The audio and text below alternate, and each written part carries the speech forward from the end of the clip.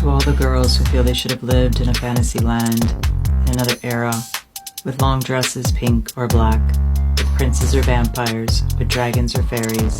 with indecent passions breaking every rule, who live surrounded by books, music waiting to be heard, and questions yearning for answers,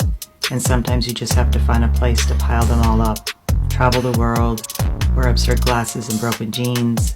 drink coffee at night to nurture sleeplessness, study philosophy because it's more bohemian, paint a surreal world like Dali, die of love like the girl from Guatemala, run away to ancient ruins, picnic on Chopin's tomb, dance under the moon, kiss in the rain. Every ending belongs on a shelf, but this one takes you back to page 1. I no longer know if I live my books or if I read my life.